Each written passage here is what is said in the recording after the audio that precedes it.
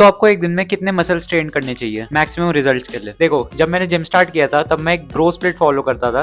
Bro split का मतलब है कि आप एक ही मसल एक ही दिन में ट्रेन करते हो ज्यादा वॉल्यूम के साथ। फिर कुछ टाइम के बाद मैंने एक ब्रो स्प्लिट से एक डबल बॉडी पार्ट स्प्लिट पे शिफ्ट कर लिया। तो वो कुछ ऐसे था: chest triceps, back biceps, shoulder forearms, then दोबारा से chest tricep, then back bicep, then last में लेग्स और शोल्डर्स। आपको एक ऐसा स्प्लिट चूज करना चाहिए जिसमें आप हर एक मसल को 2 बार ट्रेन कर रहे हो वीक में एटलीस्ट। तो अगर आप अभी एक ब्रो स्प्लिट फॉलो कर रहे थे यानी कि आप एक दिन में एक ही मसल ट्रेन कर रहे थे, तो क्या आपको एक डबल बॉडी पार्ट या फिर एक ऐसे स्प्लिट पे शिफ्ट करना चाहिए जिसमें आप एक दिन में 2 मसल्स ट्रेन कर रहे हो और सारे के सारे मसल्स वीक में 2 बार ट्रेन कर रहे हो एटलीस्ट? तो इसका आंसर है यस। पर आपको अपनी ओवरऑल वॉल्यूम को कम करना पड़ेगा। अब हम देखो, अज्यूम करते हैं कि आप एक ब्रो स्प्लिट फॉलो कर रहे थे पहले, और आप चेस्ट के इन टोटल आप चेस्ट की 3 एक्सरसाइजेस कर रहे थे और सबके 4-4 सेट। अब अगर आप एक डबल बॉडी पार्ट स्प्लिट या फिर एक ऐसा स्प्लिट चूज करोगे या फिर एक ऐसा स्प्लिट फॉलो करोगे जिसमें आप हर एक मसल को 2 बार ट्रेन कर रहे हो, तो आपको वीक में वो ब्रो स्प्लिट वाली वॉल्यूम को 2 बार करना पड़ेगा, जिससे फटीग बहुत बहुत ज्यादा हो जाएगा और बहुत ज्यादा ओवर ट्रेनिंग भी हो जाएगी। जितना वॉल्यूम आप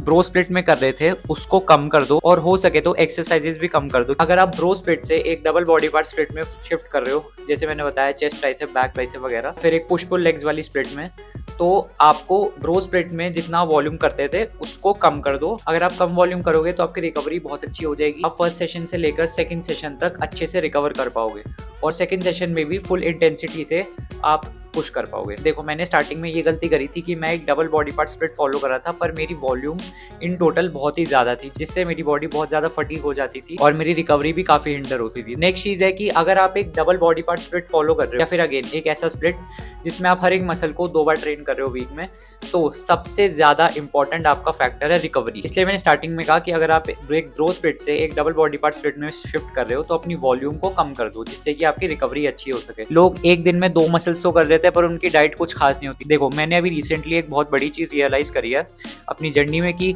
रिकवरी बहुत ज्यादा जरूरी है। बेसिकली जितना जितना जरूरी आपका वर्कआउट करना है उतनी ज्यादा रिकवरी है। मैंने एक जो चीज नोटिस करी है कि जब भी मैं 7 से 8 घंटे की नींद लेता हूँ तब मेरी नेक्स्ट डे की वर्कआउट परफॉर्मेंस बहुत ज्यादा अच्छी होती है और मैं जब नेक्स्ट डे उठता हूँ बहुत ज्यादा अच्छा फील कर रहा होता हूँ। और अगर आप एक double body part split follow कर रहे हो तो बिल्कुल भी डाइट को कॉम्प्रोमाइज मत करना और रेस्ट डेज के दिन भी अपने मैक्रो सेट करना मत भूलना एंड अपने वर्कआउट्स को ट्रैक करना बिल्कुल मत भूलना, ताकि कि आपको पता चलता रहे कि आप जो स्प्लिट फॉलो कर रहे हो वो आपको एक्चुअली बेनिफिट कर रही है या फिर नहीं।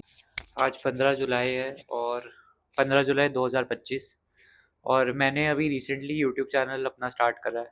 तो अभी मुझे बिल्कुल भी व्यूज़ नहीं आ रहे हैं, 20, 30, 50 ऐसे ही व्यूज़ आ रहे हैं। पर टू बी वेरी ऑनेस्ट एक अंदर जिद है करने की कि बस करना है। बस कुछ नहीं पता कि ये सब चलेगा कि नहीं, बस वो एक जिद हार मानने नहीं देती। तो इस वीडियो के लिए बस इतना ही। अगर आपको इस वीडियो से थोड़ी सी भी वैल्यू मिली हो या फिर आपको कुछ सीखने को मिला हो या फिर आपको ये वीडियो इन्फॉर्मेटिव लगी हो तो इस वीडियो को लाइक करना, और ये मेरी इंस्टा आईडी है, आप मेरे को यहाँ पे फॉलो कर सकते हो। और अगर आपको किसी पर्टिकुलर टॉपिक पे वीडियो चाहिए तो आप मुझे कमेंट बॉक्स में ज़रूर बताना। Thank you so much.